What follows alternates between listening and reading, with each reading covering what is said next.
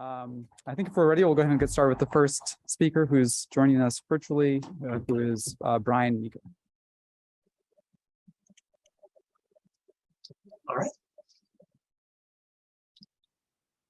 right. Hello, everyone. I'm Brian Meagher from Indiana University, Bloomington, and today I'll be presenting work done in collaboration with my advisor, Rob Nosofsky, on modeling of old new recognition memory in a naturalistic stimulus domain. The classic issue in cognitive science concerns the manner in which categories are represented in memory and how those representations are accessed for making categorization and recognition judgments. Three of the major models of categorization and recognition are exemplar, prototype, and clustering models. According to exemplar models, people represent categories by storing numerous individual examples in memory and classify and recognize objects on the basis of their similarity to those examples. According to prototype models, people form summary representations of categories, usually formalized as the central tendency of their category distributions, and classify and recognize objects on the basis of their similarity to these summary representations. According to clustering models, people represent categories by multiple summary representations, or clusters, of highly similar stimuli. Clustering models can be thought of as intermediate between exemplar and prototype models. While they don't represent entire categories with a single summary representation, they also don't represent categories in terms of a full set of individual examples. Now, there's an enormous past literature that's contrasted the predictions from these models. However, virtually all of this research has used highly simplified perceptual stimuli and artificially designed category structures. The present work aimed to extend this line of research by contrasting these models in a real-world natural science category domain with complex high-dimensional stimuli, namely rock categories as formalized in the geological sciences. Whereas much of our recent research has already examined rock categorization, the present talk focuses on the modeling of old new recognition judgments. The work I present here is among the first to conduct rigorous tests of the ability of formal psychological models to predict old new recognition performance at the level of individual items in a complex real-world and high-dimensional stimulus domain. I'll now provide a brief overview of the experiment from which the data I'll be presenting today were gathered. In an initial training phase, participants learned to classify 180 rock image samples into the broad category divisions of igneous, metamorphic, and sedimentary rocks. Following the training phase, there was a test phase in which both old training items and new transfer items from the learned categories were presented. In this test phase, participants continued to classify the items into their categories, but also provided recognition judgments, labeling each item as old or new. Our theoretical goal was to use the models to predict both the probability with which each individual item was classified into the three categories and the probability with which each individual item was labeled old or new. The following slides are intended to give you a sense of the three broad division rock categories that participants needed to learn: igneous, metamorphic, and sedimentary, as well as the 10 major subcategories that compose each broad division. Here are examples of igneous rocks. Here are examples of metamorphic rocks, and here are examples of sedimentary rocks. You should have an immediate sense that the broad division categories are complex, high-dimensional, and challenging for participants to learn. To be clear, although I only display a single representative from each subcategory on these slides, the subcategories often have highly variable instances as well. Let's return to the experimental design. During the test phase, participants were required to both classify items into their broad division categories and judge whether they were seen during the earlier training phase.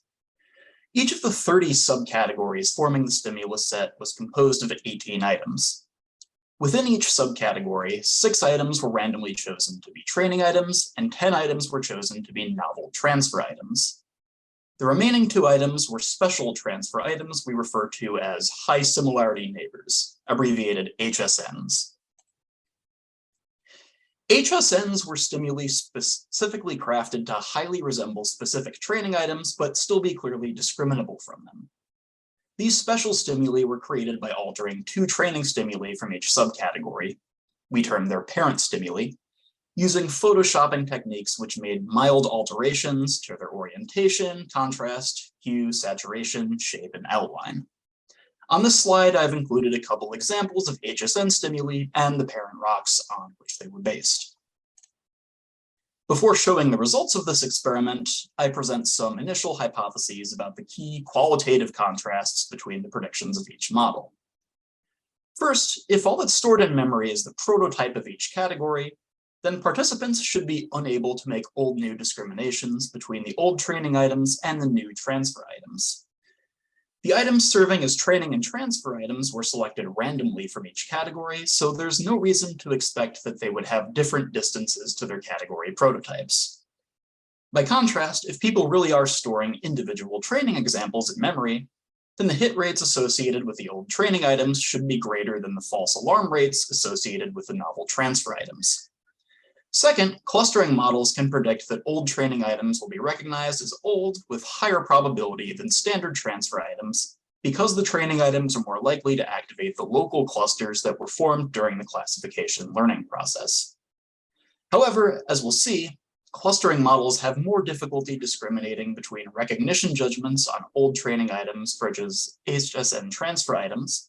Because of their high similarity to one another, they're likely to activate the same clusters to roughly the same degree.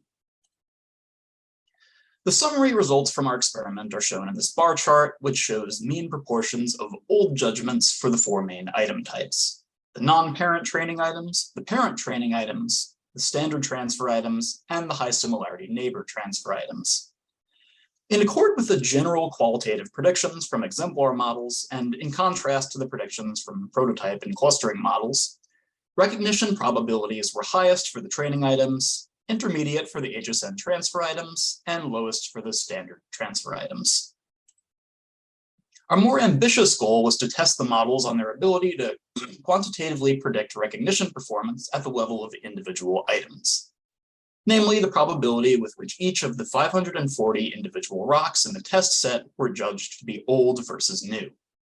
To do so, we used the following series of steps. First, we embed the rock stimuli into a high-dimensional feature space. Second, we use the feature space to compute interstimulus similarities, or cluster probabilities for the clustering model. Third, we substitute the computed similarities into the decision rules of the alternative models, allowing them to predict the recognition judgments. We've devoted extensive effort over the last 4 or 5 years in pursuing this first step of deriving the high-dimensional feature space. This has involved a combination of classic similarity scaling techniques, direct dimension ratings, and modern deep learning technology. After applying these techniques, several key psychological dimensions stood out in the resulting feature space: the lightness or darkness of the rock, how coarse or fine the grains of the rock are, the roughness or smoothness of the rock, how shiny or dull the rock is, how organized or disorganized the grains of the rock are, and how warm or cool the color of the rock is. And interestingly, when we combine 2 of the dimensions in our MDS solution, oops, I thought I had that slide, but we do get a color wheel. Other subtler feature dimensions captured in the feature space include porphyritic texture, holes, pegmatitic texture, and what's called conchoidal fracture. Various other feature dimensions of the rocks were discovered, some of which I've listed on this slide. I won't discuss them in detail, but I hope you have a sense of the wide variety of dimensions on which these rock stimuli varied. Given the derived high-dimensional feature space for the rocks, we then computed similarities between all the pairs of the rocks using classic laws for transforming distance and psychological space into similarity, then substituted these values into the decision rules of the various models in order to fit the data. These values were derived as follows. First, the distance between each pair of items in the high-dimensional space was computed using a standard Euclidean distance metric. Then, following Shepard, that distance was transformed to a psychological similarity measure using an exponential decay function. Finally, we substituted the computed similarities into the alternative model's decision rules for predicting the old-new recognition judgments. Each of the models tested here is a member of the general class of global activation models. In each case, the global activation, or familiarity, from item I, termed F sub I, is found by summing the similarity of the item to the model's presumed category representations. In the exemplar model, the familiarity signal is computed by summing the similarity of the item to all of the individual stored training examples. In the prototype model, the familiarity is computed by summing similarity to the category prototypes. In both models, this familiarity is then compared to a recognition criterion K. We formalize the clustering model in terms of Anderson's rational model, which is computationally closely related to the exemplar and prototype models. In brief, the familiarity signal in the rational model is found by summing the probability that the item belongs to each of the old clusters formed during the training phase of the experiment. In the following slides, I'll start by presenting results from baseline versions of each model that make use of just 3 or 4 free parameters. In the exemplar and prototype models, these parameters include a sensitivity parameter C for transforming distance into similarity, a response scaling parameter gamma, and a response criterion parameter K. Here we're showing a scatter plot of observed against predicted recognition probabilities for the 540 individual items. Old training items are indicated by solid squares, HSN transfer items by asterisks, and standard transfer items by open circles. As you can see, the prototype model completely fails to account for the old new recognition data. There's enormous variability in the observed recognition probabilities across the individual items, but the prototype model accounts for 0% of the variance. On the other hand, the rational model accounts for the finding that observers judge the training items and HSNs to be old with higher probability than the standard transfer items. However, for reasons that I explained earlier, it fails to predict above chance discrimination between the parents and the HSNs. The exemplar model does a comparatively better job, but still suffers from some notable limitations. On the positive side, it accounts for the qualitative result that the training items were called old with higher probability than the HSNs, and that the HSNs were called old with higher probability than the standard transfer items. However, as can be seen in the figure, the standard exemplar model shows a complete failure to account for the variability in the recognition probabilities within the old training items. A likely reason for this is that the standard exemplar model, which relies on Shepard's classic laws of stimulus generalization, is constrained to predict that all items have identical self-similarities equal to 1. As a proposed means of resolving this limitation, we applied a hybrid similarity model developed many years ago by my advisor Inzaki, itself based on ideas from Lee and Navarro. In this hybrid similarity model, matches between test items and exemplars on salient discrete features can lead to boosts in the self-match between an item and its own exemplar representation. In previous work testing the hybrid similarity model, the presence of distinctive discrete features was manipulated within a set of artificial stimuli. Obviously, this manipulation is not possible with a set of real-world stimuli. As a proxy, an independent group of participants provided ratings of the extent to which each item possessed a highly distinctive feature not present in other items in the set. Here are some examples of rocks that received high distinctive feature ratings, and some examples of rocks that received low distinctive feature ratings. The hybrid similarity exemplar model was fit as before, but with the following addition. Let delta sub I denote the mean distinctive feature rating for item I, and let beta 1, 2, and 3 be freely estimated scaling parameters. In the present application, the self-similarity of an item I to itself was boosted by a factor of e to the beta 1 delta I. The similarity of an HSN transfer item to its parent was also boosted by a factor of e to the beta 2 delta I. And the similarity between item I and any other exemplar was reduced by a factor of e to the negative beta 3 delta I. Here's the resulting scatter plot of observed against predicted old recognition probabilities yielded by the hybrid similarity model. Clearly, this shows a substantial improvement in capturing the individual item recognition probabilities of the old training items, and with only a minimum of free parameter estimation. There are other factors we've discovered that can lead to still better accounts of the complete set of individual item recognition data, and while I won't have time to address that in the main portion of this talk, I'm happy to discuss it during my Q&A. In summary, the present work has provided evidence for the retention of exemplar-specific information and learning of real-world high-dimensional category structures. To our knowledge, it's one of the first studies to use formal psychological models for predicting individual item old-new recognition of real-world objects based on their locations in a high-dimensional similarity space. The evidence suggests that a complete model will need to extend the standard sum similarity exemplar model with a hybrid similarity function that makes allowance for different degrees of self-match.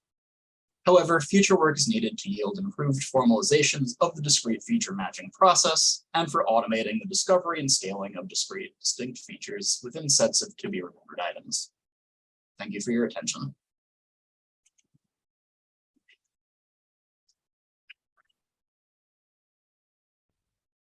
All right, we have time for questions. Any questions for Brian?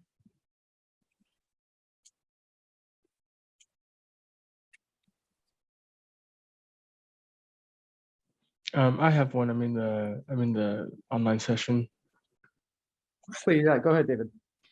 Yes. Thank you for this talk. I've also done some modeling of memory, computational modeling of memory, and I'm somewhat wondering whether or not there's maybe a small fairness issue in the sense that these models that you're using, they represent the state using very sort of flat representations, in the sense that you're using some vector-based representation to capture, to represent the rocks. However, we know that when people perceive things, when our representations are much more richly structured. And I'm not sure if it's really a fair comparison to say, okay, look, this exemplar model does better than the prototypical model, because, I mean, that's not necessarily how, I don't know, our human cognitive architecture works. So can you really draw that comparison, right? Do you really say that this actually supports, our current knowledge?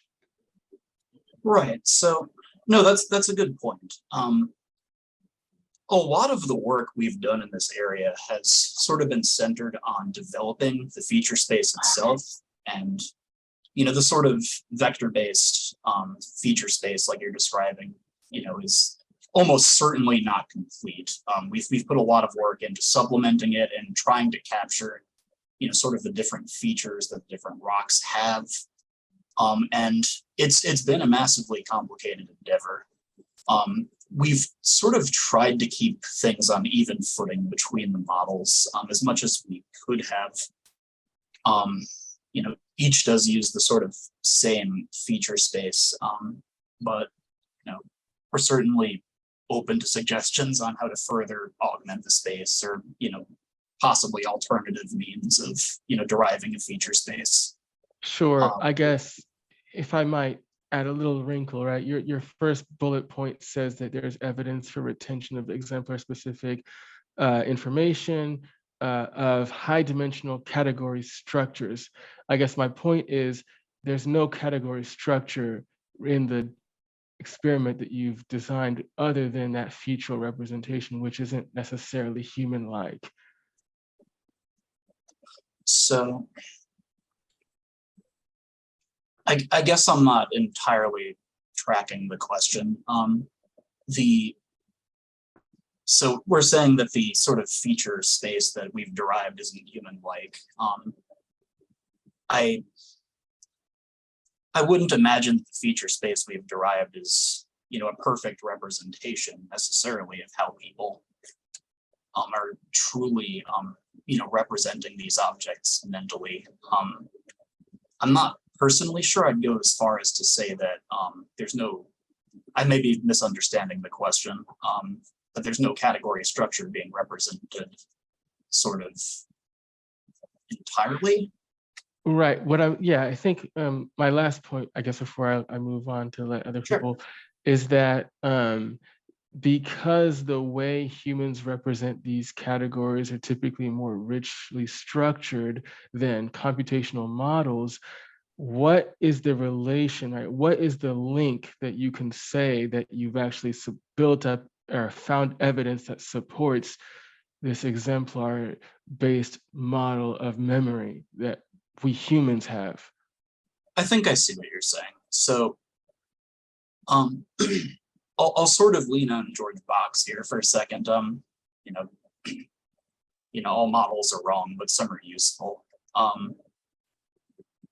I doubt that the feature space that we've built up for these rocks, sort of perfectly accounts for the, like you said, the rich sort of representation that people really have. But it is the model that we've built up for how people represent these things, and sort of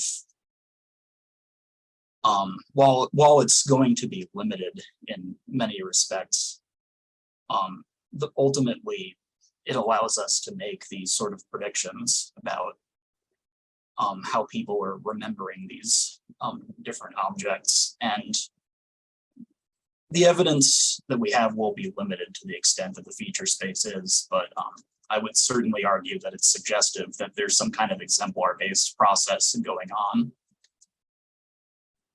That sort of information does seem to be crucial based on what we've found in accounting for the pattern of recognition results that we've observed. All right, sorry, I think I'll have to cut it off there and move on to the next speaker. So thank you to Brian.